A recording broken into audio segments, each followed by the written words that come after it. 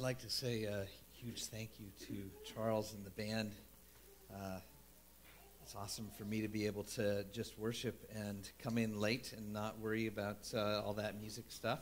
And while they were working hard rehearsing on Thursday night, we were forced to attend a Ren Collective concert in Florida. So we do a lot of their songs here, so it was kind of fun to see them do it.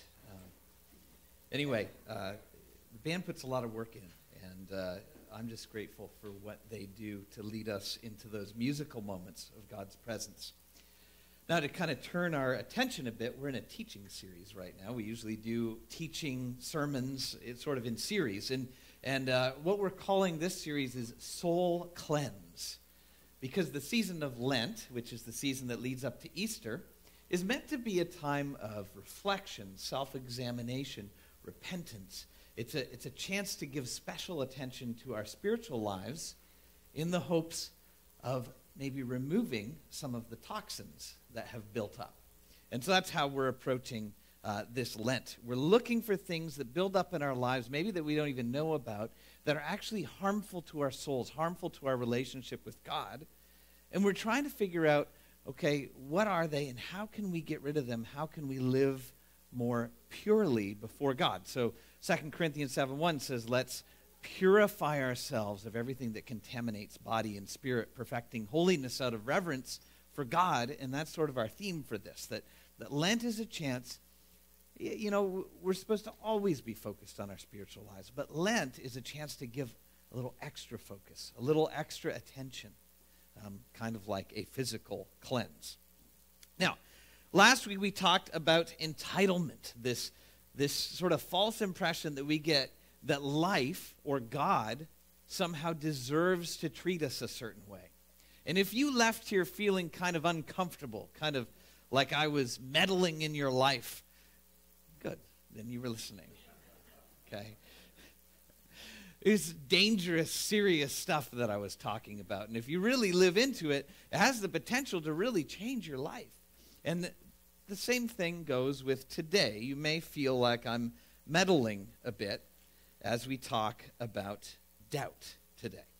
Now, I want to begin our talk about doubt with a look at faith. So let's turn to what's often known as the faith chapter in Hebrews 11 and take a look at the beginning of that to sort of glean a little bit about what faith is. So Hebrews 11, starting at verse 1, now faith is confidence in what we hope for and assurance about what we do not see. This is what the ancients were commended for, the heroes of the Old Testament. By faith, we understand that the universe was formed at God's command, so that what is seen was not made out of what was visible. By faith, Abel brought God a better offering than Cain did. By faith, he was commended as righteous when God spoke well of his offerings. And by faith, Abel still speaks, even though he is dead. By faith, Enoch was taken from this life so that he did not experience death. He could not be found because God had taken him away. For before he was taken, he was commended as one who pleased God. And without faith, it is impossible to please God, because anyone who comes to him must believe that he exists and that he rewards those who earnestly seek him. Now, the chapter goes on to sort of showcase all of these heroes of the Jewish faith, of the Old Testament and other stories that illustrated the incredible things that people had done by faith in the past. But what I really want to focus on in this passage is the beginning part and kind of the end part of what I read there. So he starts out by defining faith, which, by the way, the word faith in Greek could also be translated trust or belief. I think often because there's such a personal, relational implication when we're talking about faith, that we're not just putting our faith in ideas, we're putting our faith in a person, that trust is often a better translation that helps us understand more what God is looking for. But it says that faith or trust is confidence in what we hope for and assurance about what we do not see. Putting trust in things we do not see is absolutely essential. It's part and parcel when it comes to the Christian faith. The Bible, God, Jesus, none of them offer proof. And so at some point, if you're a Christian, you have to take a step of faith or trust in things that you can't see, in things that you have hope for. And so faith is taking that kind of trust in such a way that you actually have confidence, that you have assurance that these unseen realities are, in fact, the true realities. And then he goes on to say that without faith, without taking that step of putting our trust in things we don't see, it's impossible to please God. That's really what God is looking for from us. He doesn't offer proof. He doesn't offer incontrovertible arguments. He doesn't offer anything to us where we can say, now I'm 100% completely sure. All of us have to step out in faith. He says we need to believe or trust or have faith that God exists and that God rewards those who earnestly seek him. So in other words, the first step of faith is even putting this trust out there that there is a God, there is a higher power, and that when we call out to him, he responds, that he's for us, not against us, that he rewards us if we're reaching out to him. And so the whole Christian faith is built on our ability to believe things that can't be proven to us, that we can't see, that we can't touch, we can't hear for certain. The whole Christian faith is built on trust. Now, is it any wonder that doubt is something that we struggle with? That doubt is something that's part of our journey of faith. Now, if you've been around here for a while, you know that my alternate name for MCC would be St. Thomas's Church of Doubters, because I think doubt is a healthy and normal part of our Christian journey. It's part of my journey, even though I'm a pastor and I'm supposed to be perfect and have everything figured out. I still regularly experience doubt, and I think that's okay. I think it's healthy, and I think it's normal, because if you understand what God is asking us to do in faith, well, of course, we're going to experience some doubts. And so when I talk about doubt today as something we want to get rid of from our lives, as something that can be toxic in us, I'm not talking about the normal doubts that we all experience. If you don't experience doubt, you're probably not thinking about your Christian faith, and you're probably not being challenged in it. What I'm going to talk about today are not the doubts that come to us naturally and honestly that we have to deal with just as part of faith, but the doubts that we choose to hang on to. The kind of doubt that doesn't lead us forward on our journey. You see, doubt can actually be something that propels us forward in our journey of faith, in the same way that in a marriage, going through difficult times can help you grow closer as a couple because of having to work them out together. In the same way, when we have doubts and we work through them and we don't just give up, it can help us grow stronger in our faith. But there are some kind of doubts that we just sort of keep around by our own choice, that cause difficulties in our relationship with God, that can be toxic to our souls. And that's what I want to talk about today. But before we get into that, I want to do a brainstorming exercise. If you're here and you have perfect faith and you don't ever have any doubts, there is absolutely no reason for you to stay here. Go volunteer somewhere or do some good in the community. You're dismissed. But I'm assuming that most of us are a mixture of faith and doubt. That most of us have parts of us that believe fully 100% in the message of Jesus and the Christian gospel, that there is a God, and that we have parts of us that seriously doubt that. And it might be like a 80-20 or a 90-10 if you're really spiritual, or you might be more like a 70-30 like me. Okay, maybe I don't know what my ratio is. But the point is that all of us sort of have some parts of us that don't fully believe the message. Now, do you know how I know that?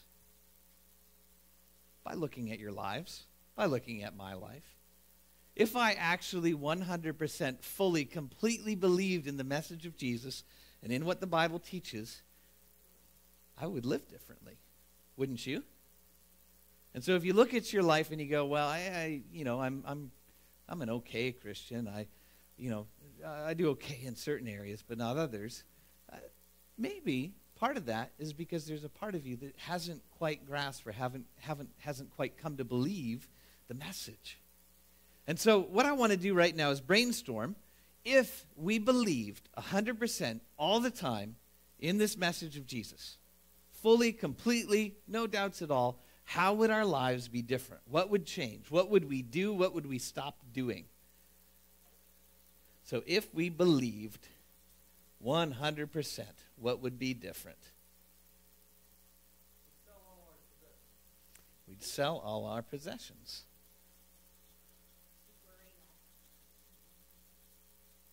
Worry less. I can put happily. We'd sell our possessions happily. Huh. What else? Become missionaries.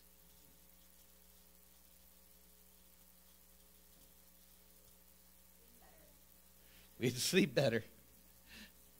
Depends on how loud the neighbors are. Maybe you could argue that you wouldn't sleep at all. Yes. We'd work things out.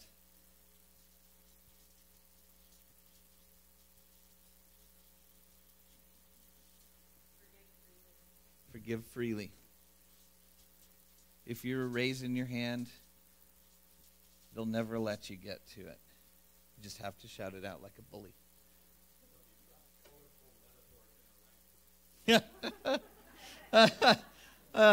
I'm going to put improved language skills. Yeah. Well, all right, what else? Honesty. Always tell the truth. World peace. That's if everyone. Yes. Pray for and bless our enemies. Well, I'm sure everybody here does that. Did you say immortality or worrying about mortality? Yeah, because it's just a small piece of the puzzle, isn't it? What else? What's that? Have one goal, which is to share the truth, to please God.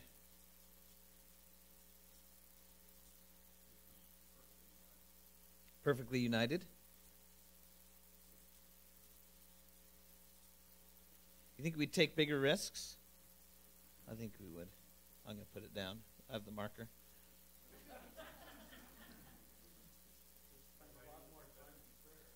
Spend more time in prayer.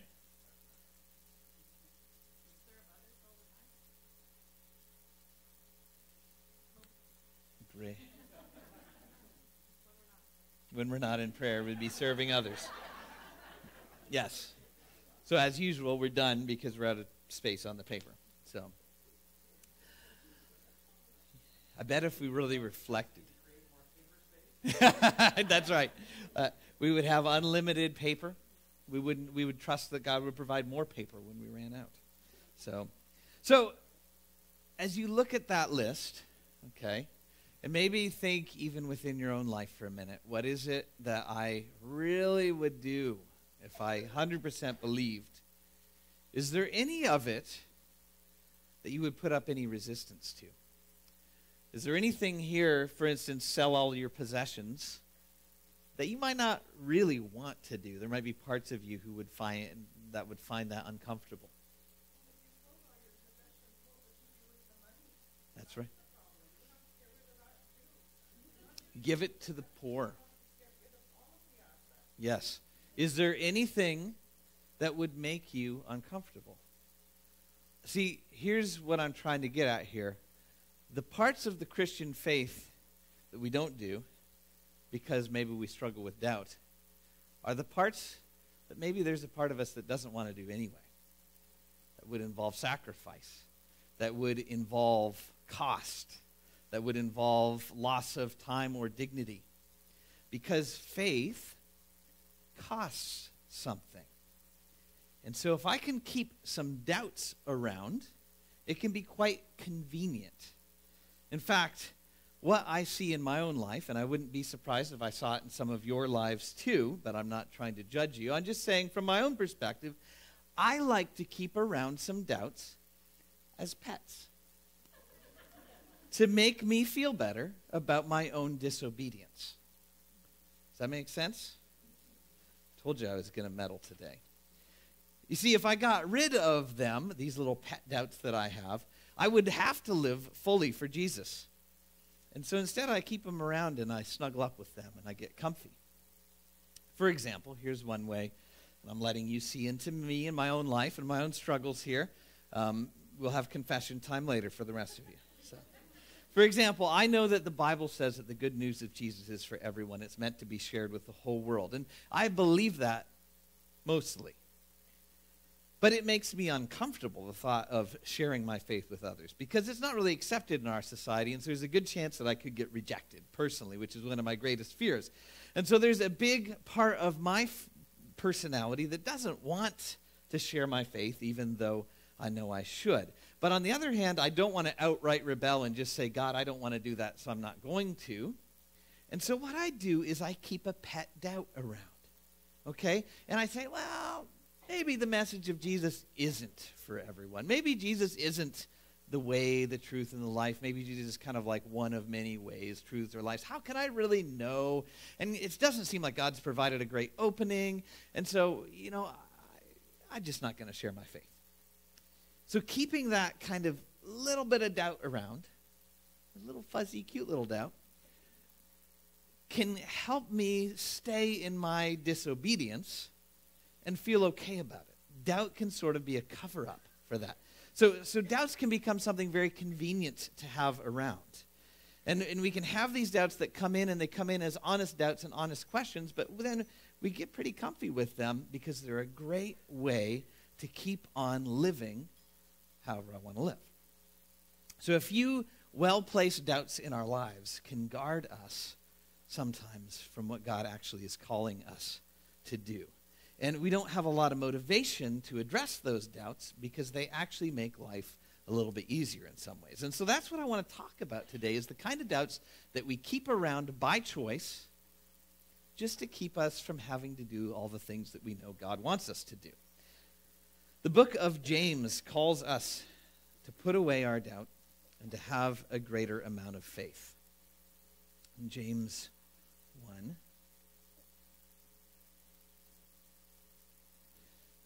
verses 5 to 8.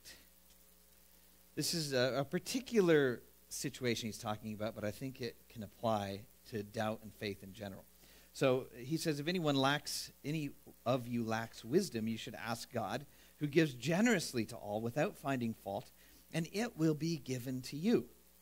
There's a promise. There's this great, amazing promise. But when you ask, you must believe or have faith or trust and not doubt, because the one who doubts is like a wave of the sea, blown and tossed by the wind. That person should not expect to receive anything from the Lord. Such a person is double-minded and unstable in all they do. So James is referring to a particular act of faith or trust or obedience when we ask God for wisdom and we listen for an answer. But I think that the principle that he gives here can be applied to a lot of things where it takes faith in our lives. His description of someone who doubts is that they're like a wave of the sea. So now, I watched some waves this week, and it's pretty hard to predict them. They don't seem to make up their mind about where they want to go. They come in, they go out. They come in, they go out. And so you never really know what they want or where they want to be. There's no stability. There's no predictability. Now compare that to a river, right? A river kind of always runs the same direction. It's always flowing downhill. I never go to Ragged Falls and go, wow, today the water's running up the falls. Well, I guess it had to do that eventually. No, they're predictable. And I think having faith, really putting our trust in God, makes us more like a river. We always run towards God and towards trusting him. Having doubt makes us go back and forth. I do trust God, I don't trust God. I do trust God, I don't trust God. There's no stability. Our goal is to become more predictable, that we're not always going back and forth depending on how we feel, but that we're always moving towards faith. Now, like I said, there's always going to be doubts coming along with that, but there is the ability to become more stable, to become more rooted and grounded if we can weed out some of these pet doubts that we keep around. Now, James uses a unique word for those who doubt. He uses the word daisuke, which means double-minded, translated double-minded, but not like two minds, like two ways of thinking. The word suke, which is where we get our word psychology, so it's like the psyche, isn't just our like understanding or our cognition. It also encompasses our desires. And so double-minded actually in some ways means double-hearted, like our heart is divided in two, and we kind of have an English term for that, don't we? Half-hearted.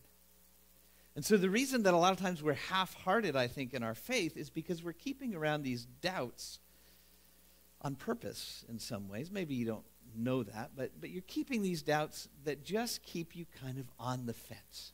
And you go back and forth like a wave.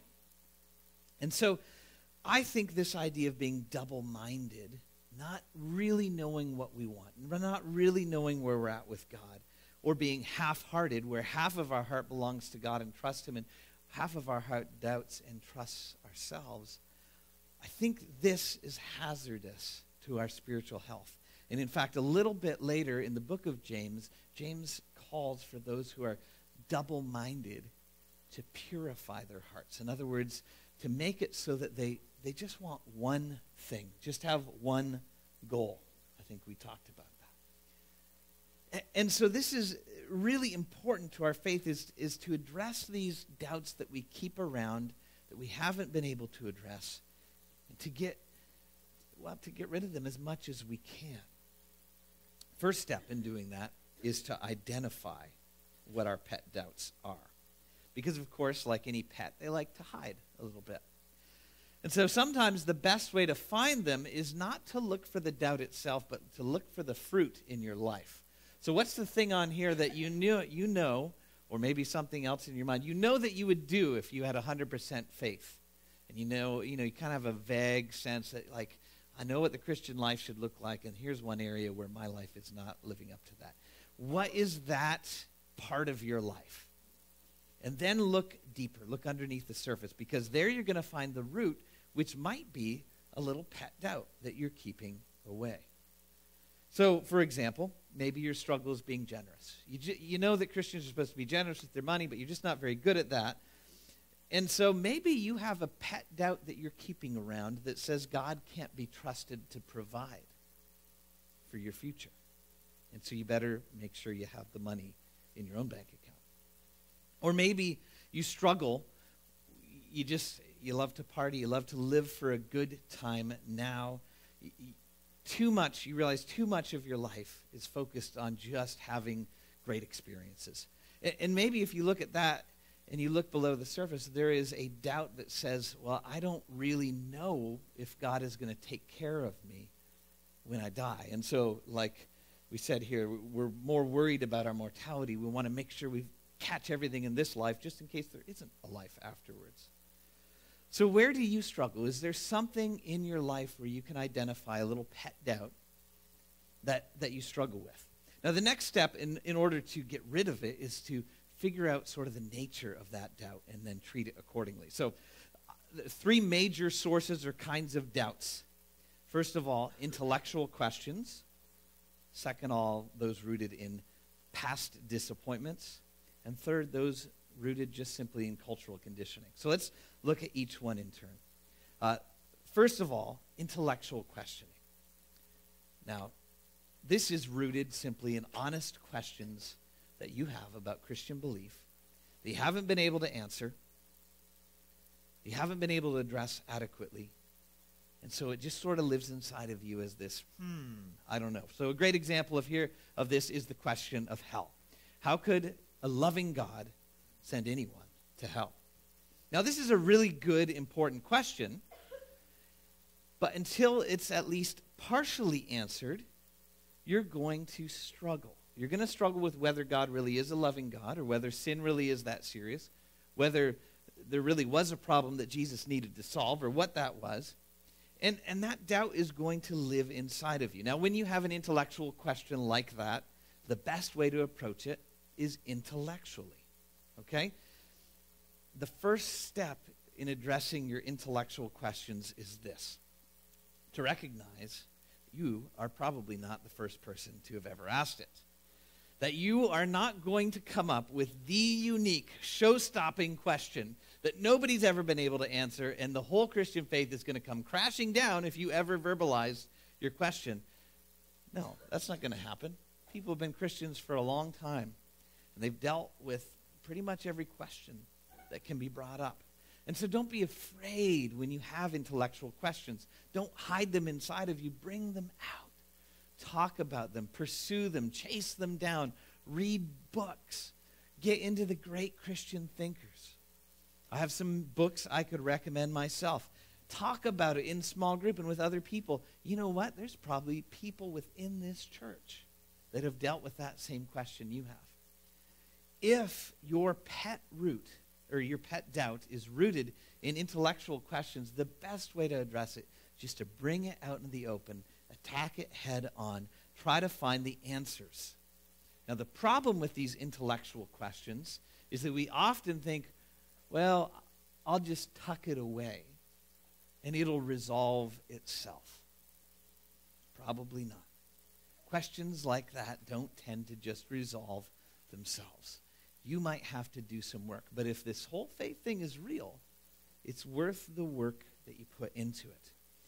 So my challenge for you, if your pet doubt is a question, is some sort of thing that doesn't make sense to you, maybe examine why you haven't addressed it, why you haven't done the research, why you haven't figured out how other people have answered the questions.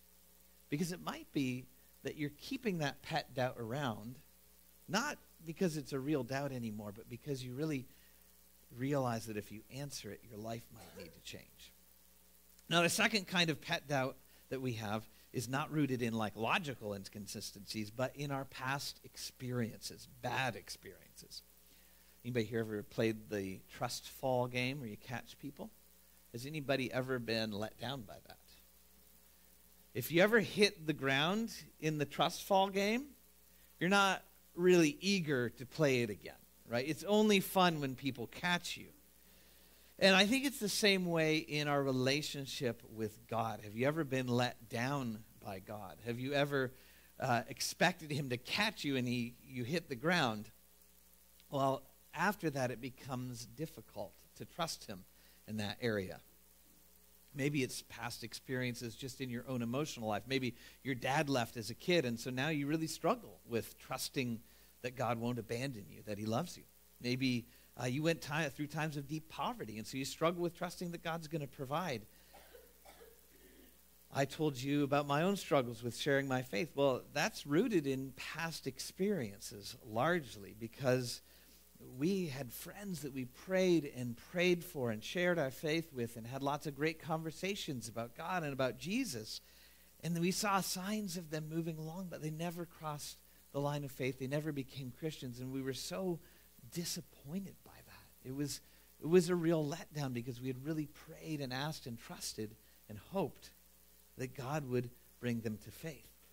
And so it's hard for me to do that again because the risk is being disappointed again. Now, here's the other thing, though, about that is even though that doubt is rooted in experience and has an honest root in my life, I also like to keep it around. Because if I keep it around, then I don't have to risk rejection again. I don't have to go out of my comfort zones. Does that make sense? What starts as a real doubt can become something poisonous. So how do you address your doubts if they're rooted in your past experience, not in intellectual questions, but disappointment, unanswered prayers, bad experiences, big letdowns? Well, to move forward, I think it's not so much about getting answers as it is giving God a second chance.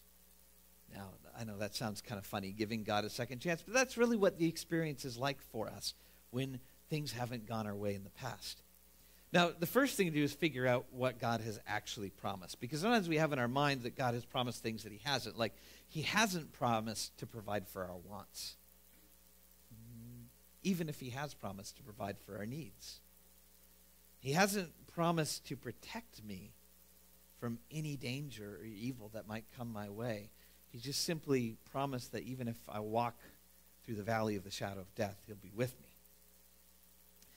And he hasn't promised that every time I share my faith, people are going to respond. In fact, Jesus told this story about seeds that were sown, and only some of them grew into plants. A lot of them were just stolen away on the path or choked out by weeds and thorns. And so when we share, there's no guarantee that it's going to be received well.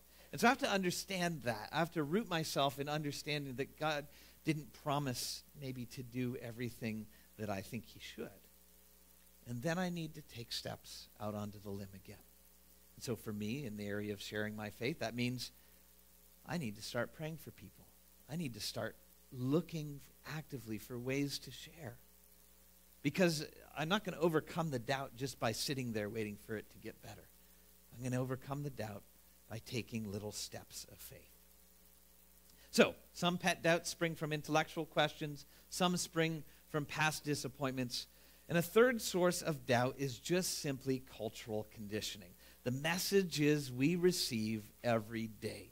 Doubt just kind of seeps in from the culture around us through books and movies and TV shows and teachers and parents, friends, co-workers. All kinds of people around us every day think Christianity is dumb. Okay? This kind of doubt is related to peer pressure. So we might actually not have big intellectual questions about our faith. We might not have past disappointments. From inside, we might be fully ready to believe and live completely into it. But we just feel kind of embarrassed about it. Like maybe the people around us, the culture around us is right. Maybe Christianity isn't very smart. Maybe it's not very smart to believe in God. Maybe we've just been duped. There is a culture around us that says it's stupid to believe in God, and even stupider to believe in the Bible, in Jesus, in miracles, in Judgment Day, in hell, in the devil. By the way, a little side note here, I find it interesting that it's still okay to believe in heaven. That seems to be a more attractive part of Christianity. But this cultural conditioning can really cause us to doubt even when we feel completely certain inside. So we live as kind of sort of Christians. We believe on the inside, but we don't want to do anything that would betray the fact that, somewhere deep inside we're religious nuts, right? Now, I was born and raised in Canada, but I spent my 20s down in the States, and I can tell you it's a lot easier to live outwardly as a Christian down there. It's still much more culturally acceptable. And I noticed a big change when I came back after that to see how far along our society is in this post-Christian sort of phase that we're in. Now, the big thing in Canada is tolerance. Tolerance of other religions is one of them. Tolerance of Hinduism and Islam and native spirituality. And I think that's great and wonderful. I think we should be tolerant and kind and loving to those who believe differently. But I sometimes struggle with the fact that it doesn't seem like our culture is very tolerant of Christianity. Like that's the one group of people that it's okay not to be tolerant towards. Here's the deal. If you are going to follow Jesus in 21st century Canada, that is your reality. There is no such thing as a cool Christian anymore. And that's going to be something that you have to accept. That if you stand up for your faith, if you choose to live 100% for Jesus in our culture today, you will largely be going against the flow. And I'm afraid we don't talk about that enough. We pretend like you can just go ahead and live a normal, everyday life and everybody's going to like you all the time and still be a Christian. That's not the case. You're going to go against the flow, and some of that is going to cause you to question whether it is maybe dumb. But here's the thing. The reason that our culture decided Christianity was dumb is largely kind of the same reason that we accept our little pet doubts and keep them around. It's not necessarily because they thought it through. It's because it's a lot more convenient. not to believe in God than it is to believe in God. There was no conference of smart people where they got all the smart people together and they all agreed, yeah, it's kind of dumb to believe in God and Christianity should be rejected. They simply offered an alternative. And if you really think about it, the idea of a miraculous Big Bang and the miraculous process of evolution, natural process of evolution over millions and millions of years, creating everything that we have, that we see here today, while it's plausible, it kind of takes just as much faith to believe in that as to believe that there was some sort of a guiding hand or higher power that was overseeing and bringing it all along. And so you don't have to actually be dumb to accept Christianity. There are lots of very, very smart Christians. But understand sometimes you're going to be made to feel dumb. Understand that culturally speaking, it's not really accepted to follow Jesus with all your heart. And so if you're going to choose that, you're going to choose to sometimes face that sense that maybe you're just silly and you've been duped. Now, the best way to approach that, the best way to get rid of doubts that are just really rooted in what's going on around us, there's a couple ways. First of all, just to recognize that what's coming at us from all around us is not the smartest people all saying this is reality. It's just different viewpoints. So one viewpoint is philosophical naturalism, the idea that there is nothing supernatural and that all reality can be explained by natural processes. Now, do you think they've proven philosophical naturalism? How could you? You can't prove that everything happens by natural processes. You have to subscribe to that viewpoint, that belief system, because you choose to. Or how about universalism, the idea that all paths lead to God? There is a God, but religions are all wrong about him or her, and really we're just all sort of, if you do your best, then you find. That's a religious viewpoint called universalism. And, I mean, maybe they're right, I don't know. But I've chosen Christianity because that makes a lot more sense to me. And it's not like that's the smart way and this is the dumb way. It's just two different ways of approaching the big questions about God and life. And so starting to understand reality that way, that when you hear these messages coming in, that Christianity is false or wrong or dumb or silly, no, it's not. It's just an alternative to things that our culture has largely accepted, that have names and that also take faith to believe in. The other thing that you can do if this is really bugging you, surround yourself with voices that positively reinforce your Christianity. So you're not going to get away from all the negative voices, and I don't think Jesus would want us to. He wants us to live in this world. But if all you ever hear are the secular voices that say, religious people are nuts, then of course it's going to be difficult. So surround yourself with some voices that believe with you, that help you, encourage you. Now, if you know me well, you know that this is going to be hard to say, but listening to Christian radio could be a really good thing.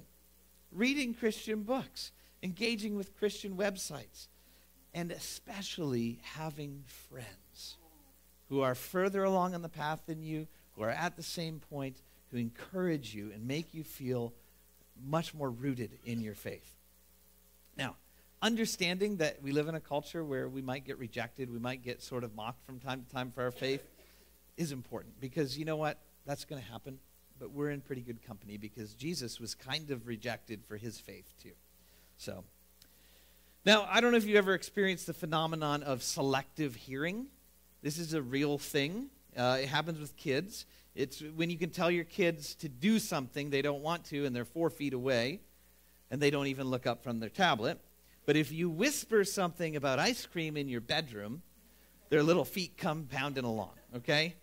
So you understand selective hearing. Well, I think sometimes we have selective trusting, selective faith. That when we need God to do something for us, like get a promotion or get us to heaven when we die, we're able to really trust him. But when it comes to obedience and sacrifice and taking a stand for our faith, sometimes it's easier just to keep around a few pet doubts. I think Lent is an opportunity for us to examine where we're at with that. If you have real, honest doubts, well, actually, I think it's the same process of working through those either way. But the toxic doubts are the ones that we keep around and we choose to keep living, even when God has given us the tools to resolve them. And so Lent is a chance to sort of examine ourselves and go, where is it that I'm keeping a pet doubt that I can resolve? To begin to look at our lives and go, where am I just like a wave, and one day I believe, the next day I don't? And how can I become more like a river where I'm always flowing towards God?